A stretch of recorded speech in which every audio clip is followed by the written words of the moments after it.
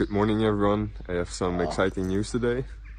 This is so good. I will make my Grand Tours debuts a bit earlier than expected.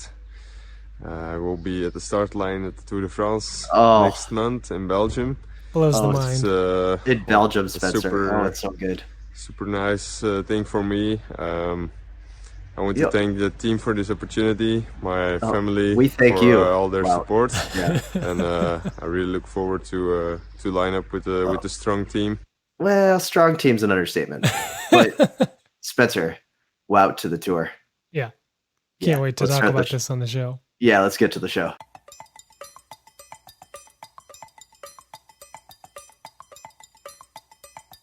You're listening to the Slow Ride Podcast.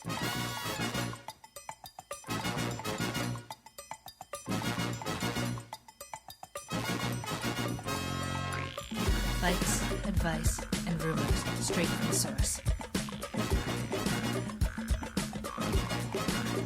TheSlowRidePodcast.com and on Twitter at TheSlowRidePod.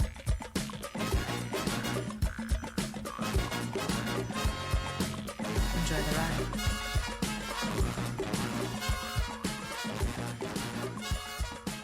Hello and welcome to the 253rd episode of the Slow Ride Podcast, the Wout Van Aert Freedom Tour. This is Tim in Orlando.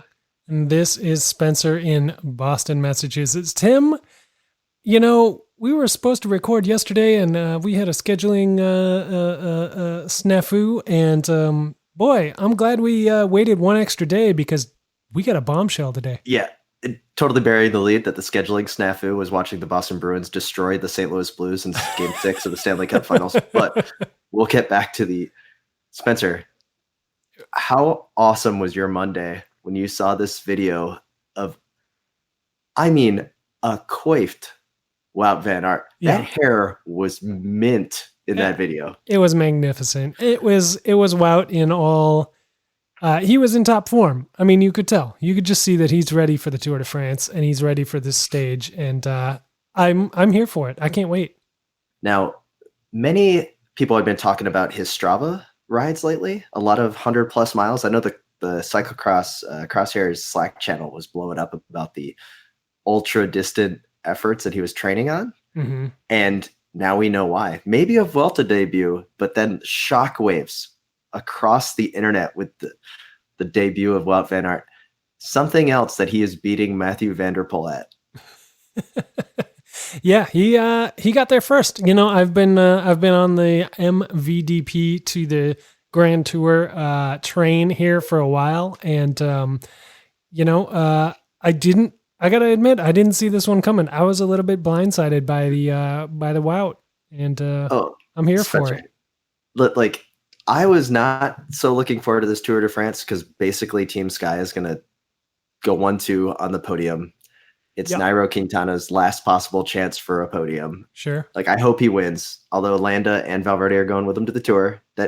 Which, by the way, Movistar, great announcement. People really loved that until it was showed up by Wout Van Aert with that amazing hair coming out.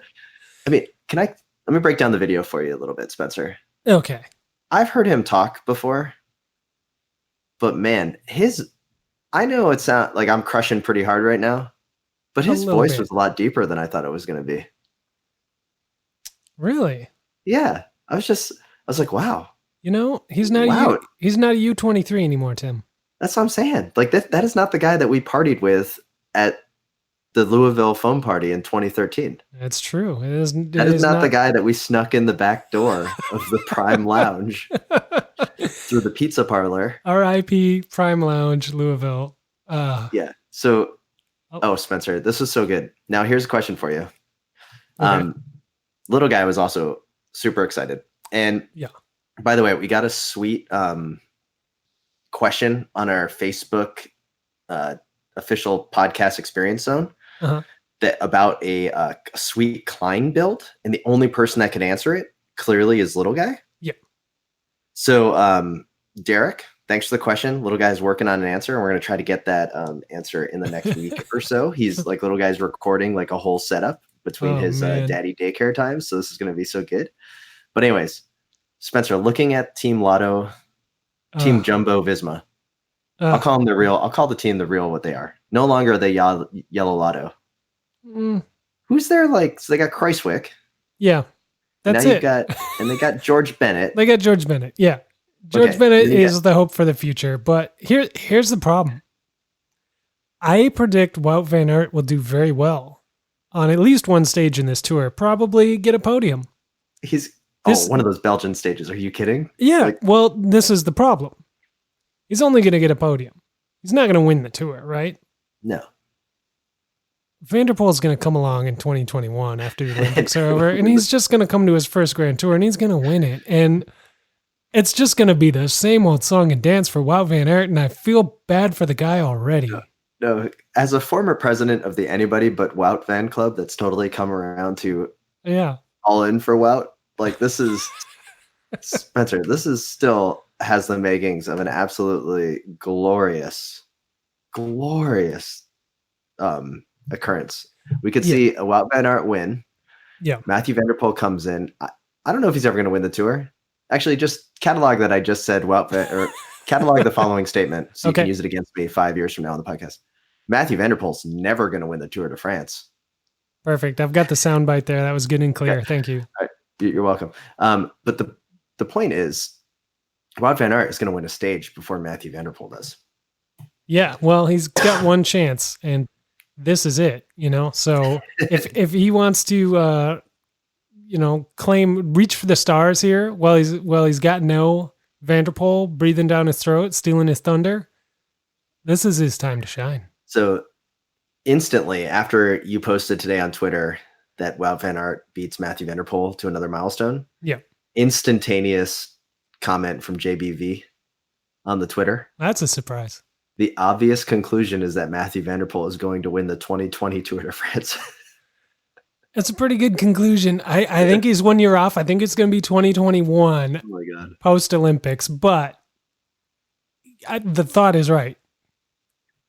This is big news. This is huge news. It's crazy that it's so big news because he's not a Grand Tour favorite, but he's shaking the world. He's shaking cycling's foundations right now.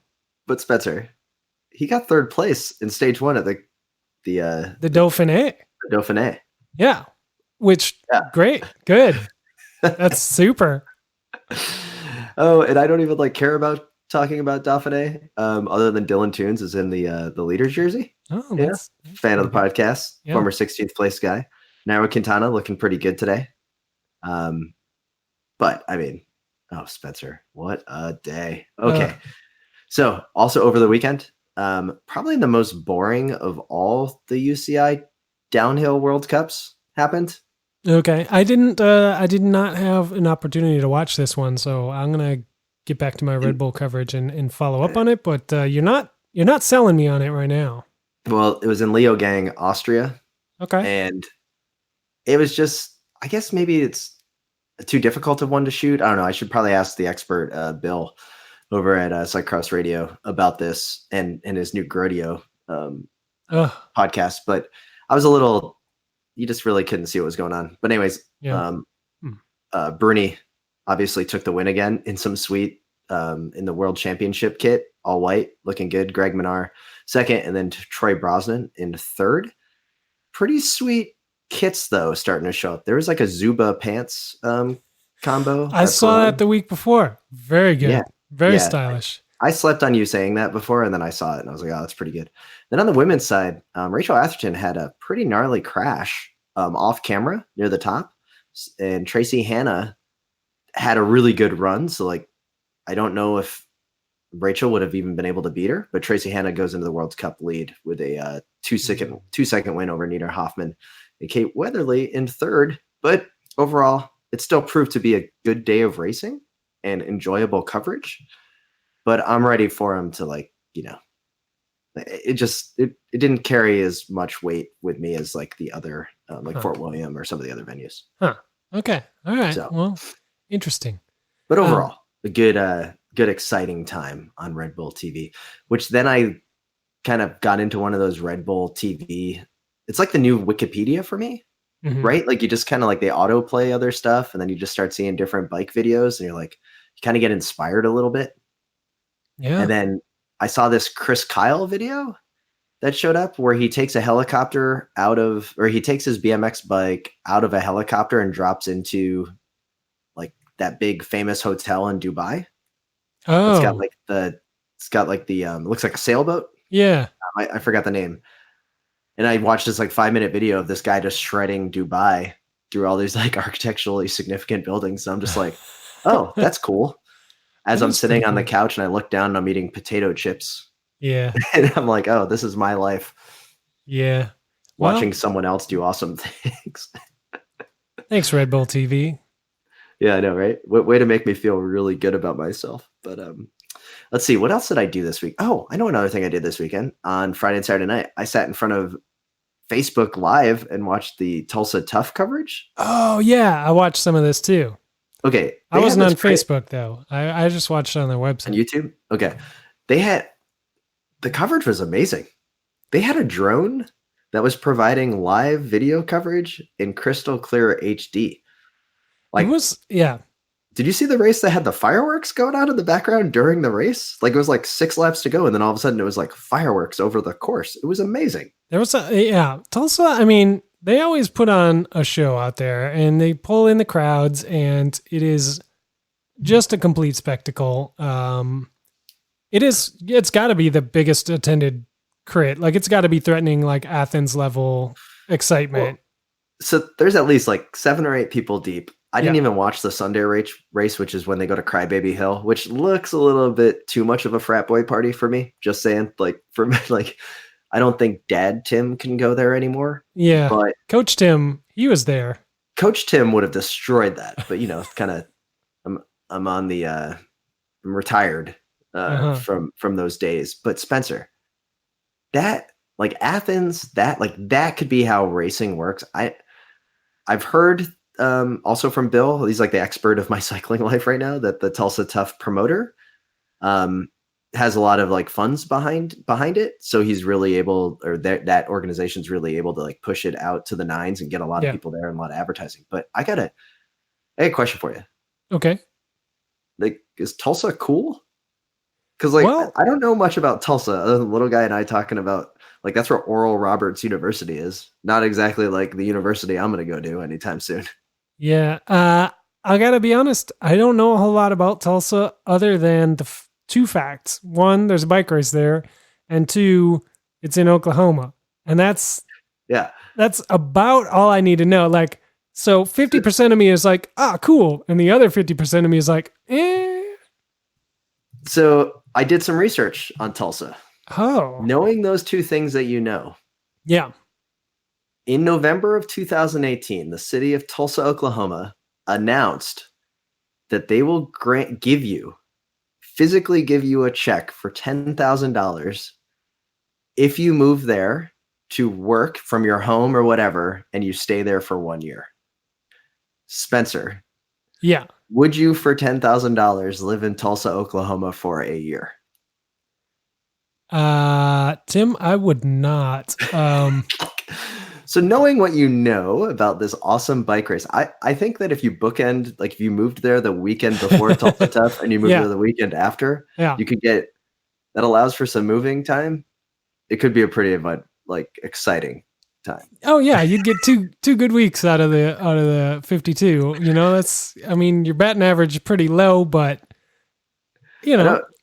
The results. So the funniest thing I think about Tulsa is every single person that I see who goes there, like whether they're a Swanier or a professional racer or a fan on the side of the road. Apparently there's one cool bar in Tulsa because everybody is just like, oh, who's going to Sound Pony? When are we going to Sound Pony? Yeah. And then, oh man, the line to get in Sound Pony is an hour long. I have noticed that too. The Instagram stories, there's a lot of Sound Pony happening. Yeah. And that kind of brings to mind the quest to find a cool bar in Fayetteville, Arkansas in 2022. Like maybe my mind will be blown. And maybe there is already a Sound Pony there. Yeah. Maybe there's 2. But we're going to have to actually literally create a list to get into one of these bars. Yeah. Where is the Sound Pony in Arkansas? Yeah. This is a mission that we need to have solved. We've got a time limit. Yeah. Like We're we gonna have need to to figure this one know out. by a certain day. So we're gonna have to send some reconnaissance missions in to check this out. Yeah. But so let's see. Oh, also, other thing, bike wise. Okay. I'm a little embarrassed here, so I'm going to do this before we hit the prelim. Okay. I'm legitimately in the market for an e-bike. Oh, I'm sorry.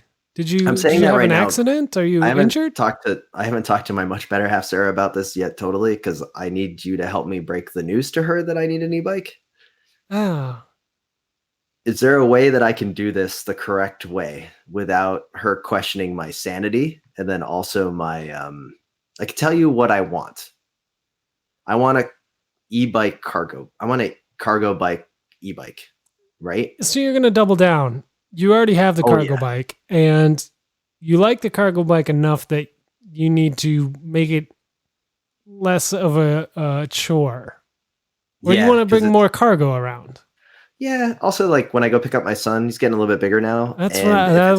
That was where I was going next. Is little Heimar? He's the climber, because Tom Boonen is the sprinter in our peloton here, and little Heimar has a responsibility to be a climber. So I don't know if he's if you're at the point where you need to get an e-bike, Tim.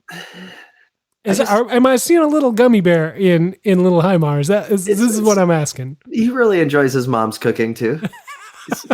But I think that I'm really into the e-bike, because when I rode that one at Sea Otter, I rode the Surly Big Easy. Yeah. It's like their big dummy, but with an e-bike. That's where they got the hooks in you. Oh yeah, they were totally in me. And then I have gone down to 2 bike shops here in town and just kind of tooled around on some e-bikes. Tooled around on I think it was like a Trek Powerfly. That was awesome. But I don't want like an individual bike. Like I feel that the excuse would be like a commuter bike that I could put my kid in.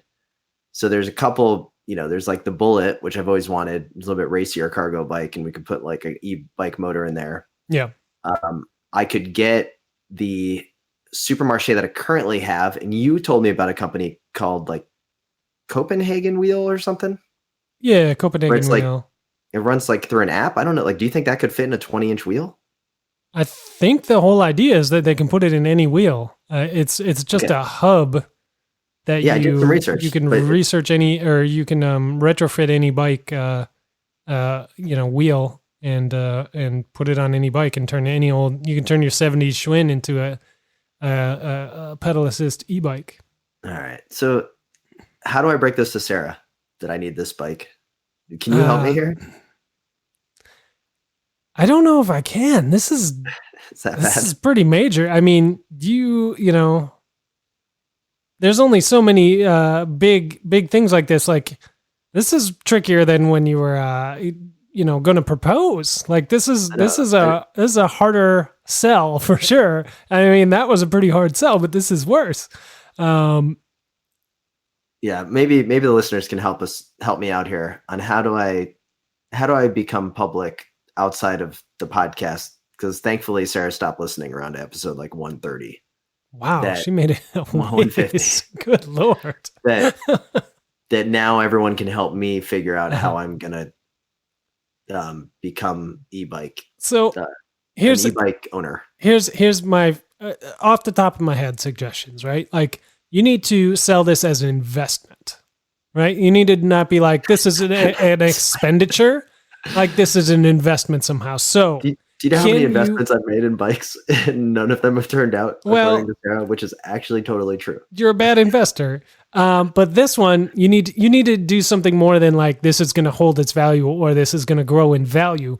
You need to sell this investment as, I can take this bike, load it up with ice cold Coca-Colas and cruise down to the 5K at the finish line and sell them for $1 a piece out of the back of the cargo bike. And it won't, like, I'll be able to get there quickly and they'll still be cold and the ice won't melt, and I'll make, money every weekend all summer long when it's 100 degrees in Orlando, Florida. Now, something like that, I think maybe if you pitch that as a small business idea, you could maybe get this one past her. All right. I like this idea. It may have some legs. I like that the investment is that the assumption is that I would actually work with this thing. Because remember, I was just talking about watching Red Bull.tv with chips. Uh-huh. The beautiful thing is I left this out. The chips were strategically placed on my stomach yeah. while I was eating. Yeah. They were ergonomic. Yeah. Yeah. So I'm all in on the e-bikes changing the world, man. I am. Like, I think that when more and more people are going to get on these things, that it's so much cheaper. You move pretty quick. You can get those things up quickly above 20 miles an hour, which is really as fast as you want to. Like, if you live within 10 miles of where you're trying to go, like, that's not that far of a ride. Yeah. No, it's probably faster and you could snake through traffic the way we used to do all the time. Oh yeah. No, yeah. I'm with you. Like you're blocking the lane. Oh, allow me to jump up on the sidewalk for 10 feet and then, snarkily get in front of you. So then you get really mad at me. I love it. No, it's perfect. It's wonderful. And I'm with you. Like, I don't think I'm prepared to make that investment. I don't have a sales pitch prepared myself, but and also my commute is short enough that it almost doesn't matter. But if my commute was any longer, above 5 miles, maybe I would consider it just for cruising along, because that's about the length of commute where you like kind of don't want to do it in jeans, like you kind of want to get in spandex, but it's short. It's so short that you're like, I don't want to put on the spandex. But it's also like, you're not going to get all super sweaty and nasty either, right? Right. Yeah. That's the idea. Okay. So okay. I'm into it. I think it's going to happen at some point. I would appreciate any kind of solicited advice to our listeners. Yeah. Email us at theslowridepodcast@gmail.com. Help us out. This would be, it'd be really cool to hear your thoughts. Next question, Spencer. As I was thinking about e-bikes, can you attach a hot dog cart to it? Well, I don't know. I was starting to think about that when you were talking about selling Coke. I was like, why would I do that? I would just sell, icy pops or something. Anything you can attach an umbrella to, to keep yourself out of the sun. I think it's here's my other question though. As I was thinking about this with getting an e-bike,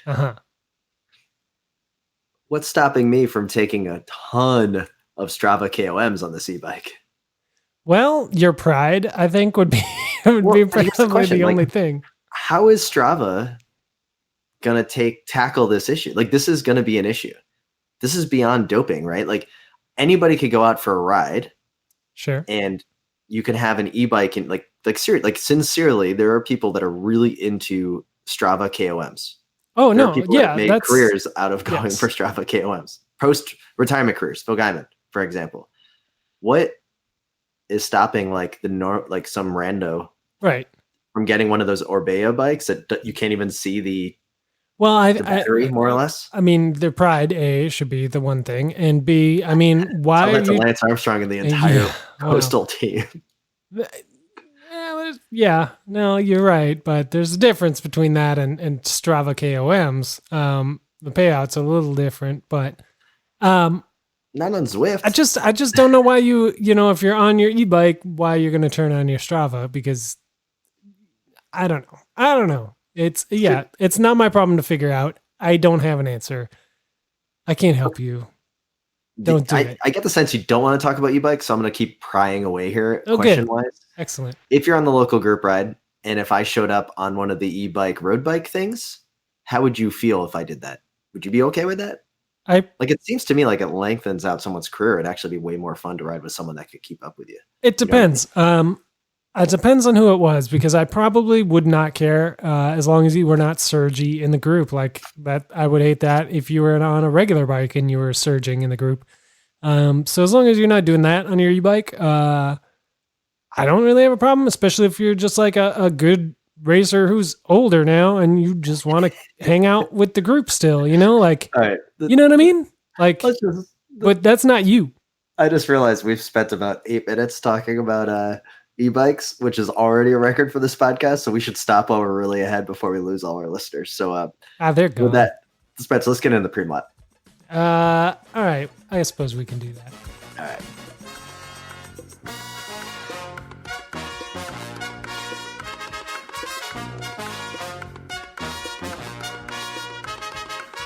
is Matthew Vanderpool, and I don't listen to the Slow Ride podcast.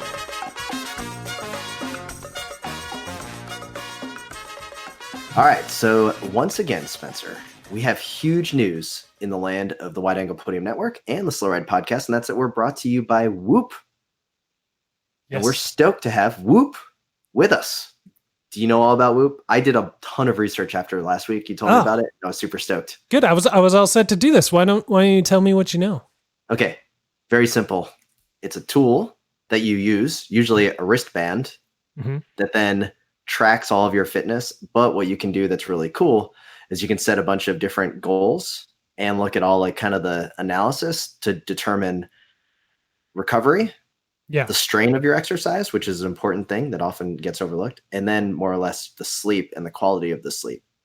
That's why I'm actually really into this Whoop device, is to track the sleep, because I need to track the sleep for various reasons. One of my own health reasons, because I want to make sure that, my heart rate is maintaining at a certain beat, and it's very important. Whoop is going to provide that. So pretty stoked on all of this development. And then the fact that we have the 15% off for the monthly membership, where you can do the 12 to 18 month membership, 15% off using the code SLOWRIDE. Yep. It's pretty awesome. So I'm stoked to have Whoop on board. No, it's great. I'm excited about it too. I've also been learning more about it, and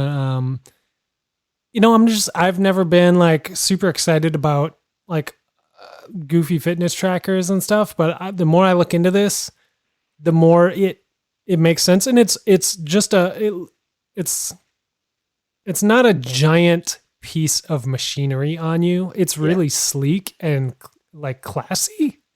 That's what the fact that it does so much and looks so good is kind of what excites me. So I would encourage you to check it out at whoop.com and just see if it's something that would work for you. And if it does, definitely take advantage of that promo code SLOWRIDE to save yourself 15%.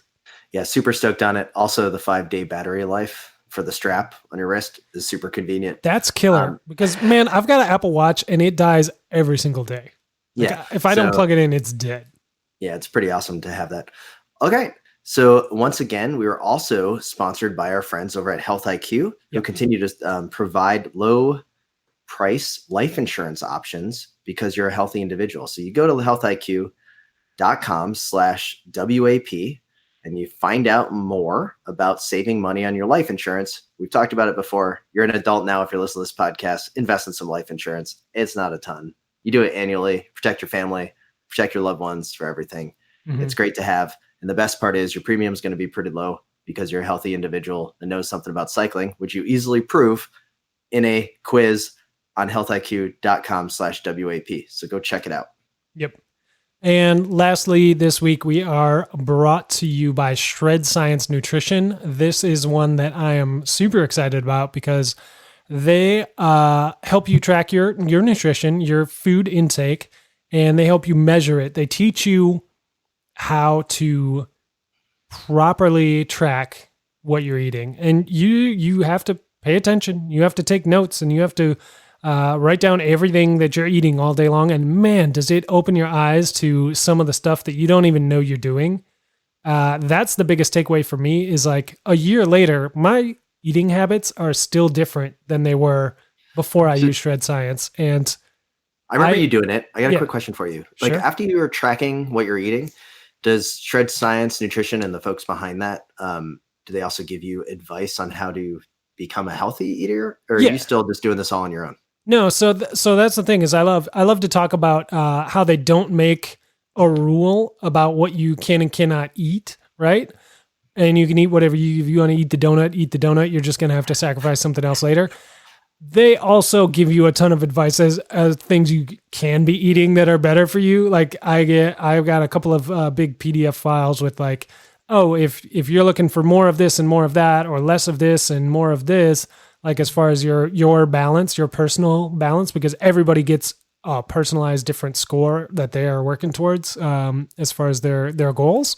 They give you a ton of different options and recipes and suggestions and like food items that are good for X, Y, or Z, and they really do help you out. And you get your check-ins and your tracking. You get your whole spreadsheet going, and you can really see the progress you're making the whole way through. Which is, God, it's the most helpful thing I've ever done with my own personal body.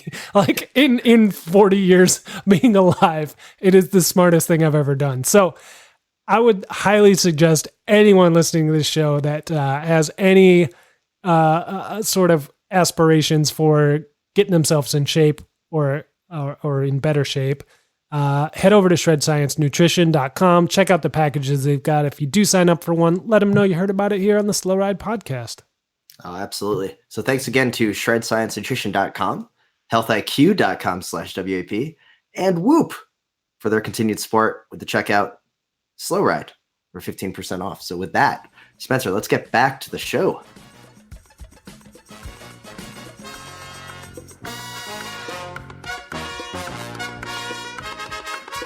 So remember buddy, and enjoy your Slow Ride podcast.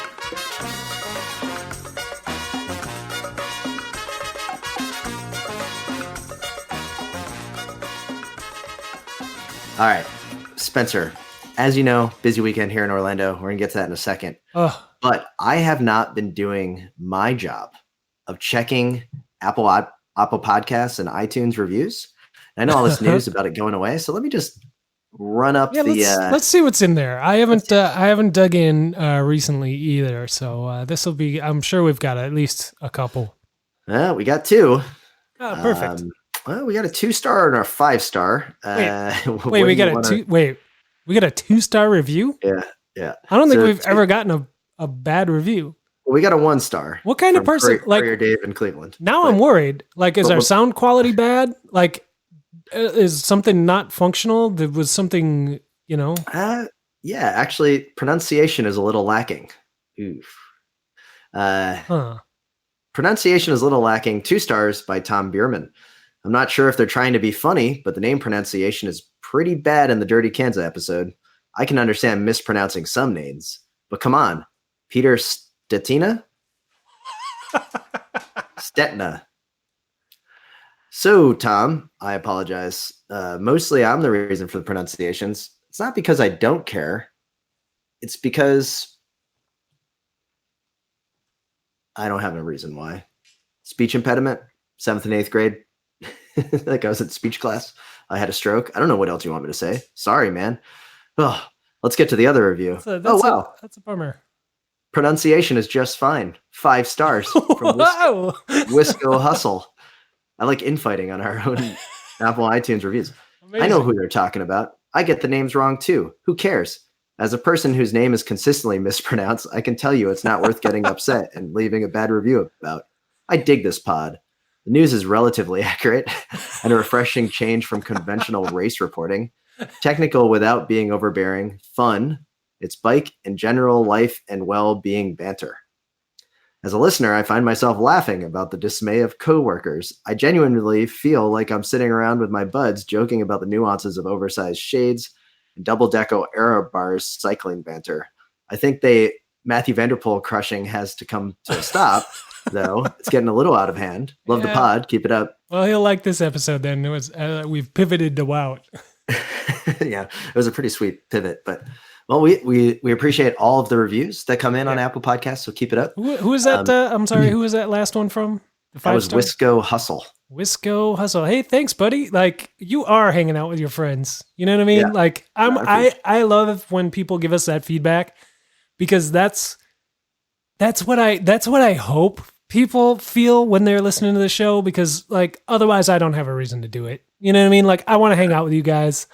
I know I'm just like some voice in your earbuds every week, but like that really makes me feel good to feel like you guys feel like friends, because I want to be you guys as friends. So the best feedback we ever received, in my opinion, was when the feedback was, it's like sitting at the coffee shop and someone's having a really cool conversation at the table next to you, but you can't chime in. Yeah. But we've gone beyond that. They've heard that conversation at the table next door enough times that now they've like interjected. Now they are our friends. Now they can come sit at the table with us. You know what I mean? Yeah. I love it. Mispronunciations and all. Like, they love us for who we are. Do you remember last episode when I was talking about the need for more people to wear baggies in mountain biking, God. especially Dirty Kansas? It's like every episode, Tim, but yeah. Yeah. We did get an email from Little Guy that basically said I was in the pocket of Big Baggy. Kind of the way that our friend Colin Reuter is in the pocket of Big Disc by getting the skewer in his leg. It was so sad. So could be worse. But yeah, that was brutal. I got to hear the whole story and see some of the unedited video, and it is gruesome. Yeah. So we got a couple of emails too that I want to get to. So we have 3 that we kind of been sleeping on a little bit as things were going on here. Okay. First is from Laura Suros in Seattle. It's written to us before, but hey, just wanted to, we've been holding out hope that Little Guy would join in for episode 240. Please let him know that he's missed. He's going to be coming back. He's working on some things here. Anyway, we've fallen behind on the Giro after signing up for Flow Bikes. This is a little while back, but yeah, a little bit. Here's the important thing. Okay. I was scrolling around the web and I saw some images, and partway down the gallery was a close-up photo of Bauke Molima's bike, and the caption directed viewers to note the SRAM 1x chainring. Wait, what? Did I miss something? No one could stop talking about Aqua Blue's 1x situation, and what a crap show that was. And then here's a secret sneaky 1x no one has mentioned. Has anyone talked about this? Is it just Molima, the whole team, just for that day, just for the Giro? Am I working myself up over nothing? What is going on? Well, it's very nice that Laura thinks that we have our finger on the pulse that much. But I didn't even realize that he was on a 1x at any point in the thing. And 1x, they're still sticking around, Spencer. Yeah. So here's the thing. I didn't know that either. And the reason I didn't know that is because a sign of a good thing? Well, the reason I didn't know that, and the reason you didn't know it, and the reason she didn't know it, is most likely because it's Bauke Molima. Let's be honest. Oh, so you... Okay, so what you're doing is, I see what you're doing here. So what you're trying to say is the bike was somewhat functional as 1x, but you're gently throwing shade at Bauke Molima for just being the anonymous 5th place. Like, he's basically the now version of Heimar Zubeldia in Grand Tours. Yeah. I would say that's a fair assessment. So he's picking up that crown, which is a great crown to have. Like, he's always going to be there in that top 10, just an anonymous top 10.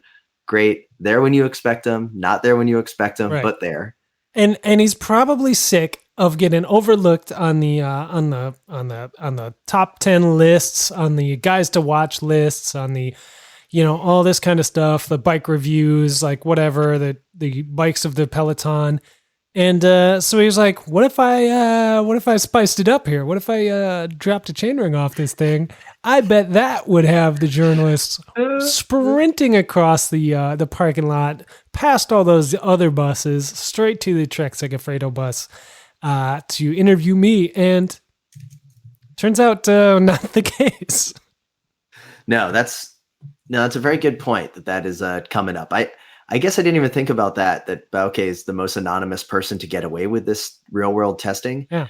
But I am seeing a lot of pictures of 1x systems out there. So maybe the technology has improved, or to a lesser extent, or possibly a more positive extent, is that now that the team director of Aqua Blue, remember the guy that thought that he could start a web store to fund a pro tour level cycling team? Yeah. Great business plan there. The guy whose name we will never remember, but whose rant we will. Yeah, that guy. Maybe he just blew out of proportion what was happening with the 1x, and it's possible. That team, the Aqua Blue team, remember when Toyota United was doing the pro run in the US in 2006? Certainly. And they had the whole thing where it was like you could become a member of Toyota United and get like the Toyota United aluminum frame bike for like $3,000. And that was what was going to fund the team. That's what Aqua Blue is like. It was like a Ponzi scheme. Yeah, basically. And so a thought occurs to me. If somebody's going to get away with riding a motorized bicycle in the Tour de France or a Grand Tour or a World Tour race of any kind, my money is now on Bauke Molima. Not because he needs it, But He for doesn't the need it. press, he is so overlooked and so overshadowed that I think he's going to get desperate enough to do anything to get some articles, get some inches, some column inches. This is actually a really good idea. I don't think it's going to be because Bauke is going to want he's so good at what he does of being the anonymous top 10 finisher, which granted, you're one of the 10 greatest cyclists in the world, right? Like this is like, and he's kind of like, I can do anything and get away with it. Like, it's kind of like the natural, like, it's kind of when, like Disney animators, when they're making the Disney movie, right? They draw something like in there, like in Lion King, it was like the cloud that said sex when the dust cloud went. Like, so Bauke is like, I can get away with it today. And because when the UCI is doing the x-rays of the bikes, they're just going to like see riders come across the finish line. And they're like, all right, you over here, you over here, you over spectators off the course over there, you over there, you over there. Yeah. Bauke is just going to go roll right on by 7th place. They're going to be like, oh, no problem. You do your thing. I like it. Okay. So got another email. This one comes to us from Florian Abrahamson. Listening to the latest podcast has me thinking how I would save pro cycling. As a kid, I always loved and was super excited to see the billboards for Monster Jam or Supercross at the Metrodome in Minneapolis. Why not use all of the arenas all over the country for racing? Example, take Paris-Roubaix or Flanders on tour. You could easily make a crit with cobbles and make that a series. Lay down some cobbles and there you go. Change the course every arena. Have some old legends come out to ride. Have an expo. Let people ride the course the same day as the pros. Sell some trips to see the real thing off in the spring. Or American Gladiator Mario Kart with Nerf guns. It's America. Everyone loves guns or lasers. Everyone has 3 balloons. And even if they get taken out, then your race is over. Just some ideas. So there's a lot there. Thanks for always forgetting about your lone listener here in Germany. So wow, we have a listener in Germany. That's pretty good. So what are your ideas? Well, I mean, he had a lot of ideas. Those are some great ideas. I don't know if Paris-Roubaix necessarily can go on tour, but something along those lines.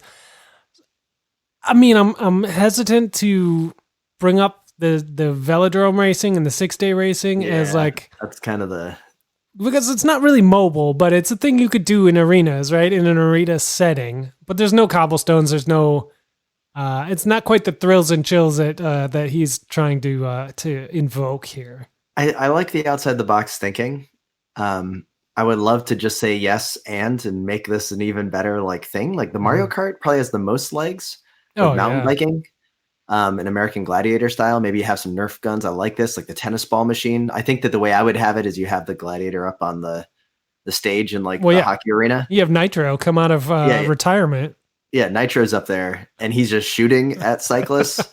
but he's shooting, and you got to like hide behind like the Freds going across. I don't know, like that could be kind of like appeasing. Like, oh, don't wear high vis, then Nitro's going to get you or something. But we'd have to workshop this a little bit. I workshop it.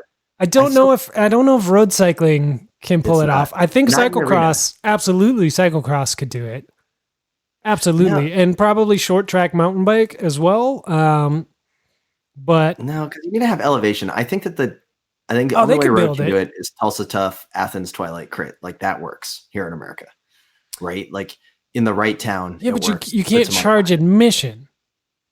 No, like that's the whole idea. We need to get people into a thing where we can charge them at the gate. Tim, I got it. I know. Zwift indoor riding on a computer, and you can watch it. Solved. Flo, thanks for the great idea.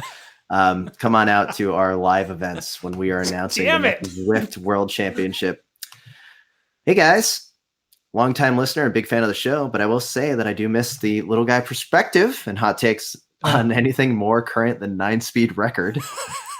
I'll look forward to his future guest spots. They're coming. Anyway, there's been something that's starting to creep into the amateur racing scene here in Portland. I'm assuming Portland, Oregon. It's more persuasive or more pervasive than the amateur super tuck. What could it be? The Phantom TT position.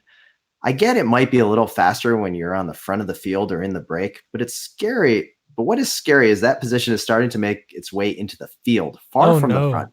people moving through the field with no hands on the bars. And he includes a photo from his own GoPro. Just footage. like draped over the handlebars? The draped over the handlebar look. In the pack? In the pack. We've seen it before. Thoughts? Love the show. Alan. Thanks, Alan Barton. So, Spencer. Alan. I have seen this before on local rides. Alan, you need to run. You need to run away as fast as you can. You need to pack your bags and you need to leave, my friend. I'm sorry. It is like quite possibly the worst thing in the world. Right? It's like you're at the epicenter of an outbreak. You need to get out, man. Like you need to leave before the virus gets you, right? Like this is only going to get worse before it gets better, and there's going to be very few survivors when it really comes to a head. At the front of the pack, sure, I got no problem. Like if you are in the wind, if you are numero uno on the front of the peloton, totally a-okay. If you're off the front of the peloton, totally a-okay. Yeah. If you are anywhere but those positions, no. Portland, Oregon, we got to put them on blast. Right. I don't know what they're doing up there. I don't know. Maybe it's the Obra thing. I don't know. I hope it is. I don't know what they're teaching the Cat 5s, in the Pacific Northwest, but you guys, the Peloton has to police itself at some point. You guys need to put the crack down on this. If you see this, just be like, hey, man, come on, Lance, put your hands on the bars. So, Spencer. Yeah. As all these people are emailing us, they say they want little guy's advice. I have something for you. Uh-oh. What do you got?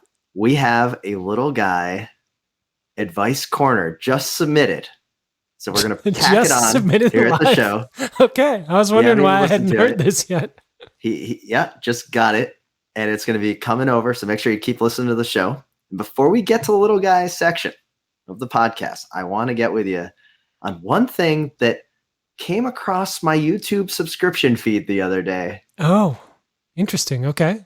And I know that you've been bugging me to come out, and I've been so busy. I've had babysitting mishaps. I've just been under the weather. Yeah. Some people can probably hear. Yeah. But Spencer, Goo Review Corner. Yeah. Take us a little walk down Goo Review Corner and what someone can expect when they head on over to YouTube and the Wide Angle Podium channel. Yeah. So, I don't know. I had a bad idea a few weeks ago, and I've been kind of mulling it over ever since, and finally brought it to fruition in the form of the Goo Review Corner, where I'm going to be reviewing various sports nutrition, aka food that you can get from the bike shop, and just kind of drink. I'm a little curious. Will you also review some drink? If it is sports nutrition, if it falls in the sports nutrition family, I will be partaking. And I've got 2 video episodes up now. They're real short, about 2.5 minutes, 3 minutes long, so you can digest them. I enjoyed it. So well done. It's been fun to do. I've got a few episodes locked and loaded, ready to go. So they're going to be coming fast and furious. You're going to be getting a care package from Orlando, Florida with some of the food that I have been too afraid to test. So I can't wait to send that up to you. So fantastic. I'm excited for that.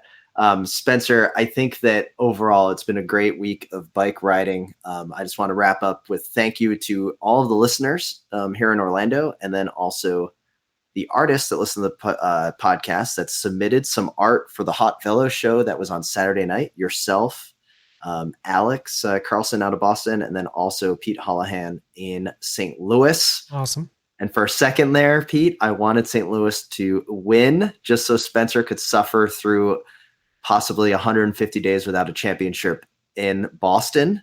But Pete, thank you for your art. All of it was great. We had over 250 people walk through the show. Definitely learned a lot of things, but we did our own little art crank corner here in Orlando, and the whole point was to bring the cycling community together with the art community, and it went well. Awesome. So Thanks for all that support and help, and all the goodwill coming through the Slow Ride Podcast Twitter and Gmail account. Fantastic. And with that, here's little guy. Oh, hi guys. You caught me just fixing my car. I hear a distress call in Facebook Kleinland. I see that Derek on the Slow Ride Facebook group is having a problem.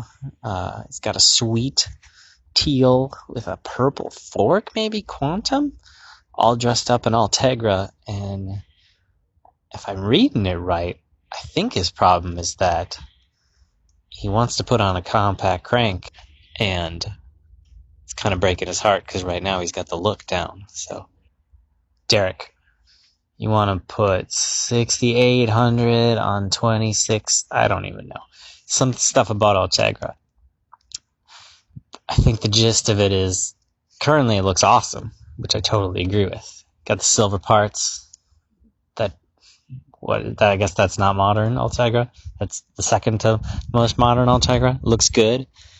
You keep it that way if you want to go with looks, but if your knees are saying compact crank, you gotta listen to your knees. Knees before style. So I think that's what I say. Though the way that bike's sitting, it's looking really nice. Glad you're enjoying it.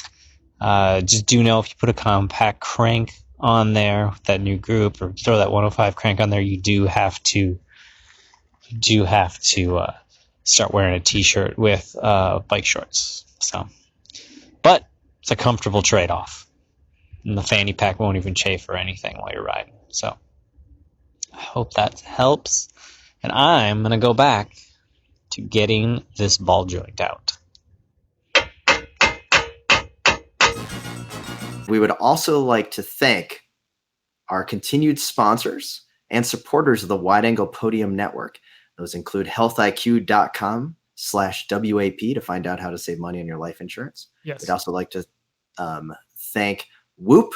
Head on over to Whoop to learn how to actively track your exercise, your sleep, your strain that you're going through by using the code SLOWRIDE at checkout to save 15% over a membership over the next year and a half. And we'd also like to thank Shred Science Nutrition. Great nutritional coaching for healthy lifestyles and active lifestyles. And just let them know we sent you. And I am Tim in Orlando, signing off, also for the little guy in Minneapolis. And this is Spencer in Boston, reminding you to always wave at all your fellow cyclists that you see out on the road, even if they're St. Louis Blues fans. The Slow Ride Podcast. Bikes, advice, and rumors straight from the source. TheSlowRidePodcast.com and on Twitter at TheSlowRidePod.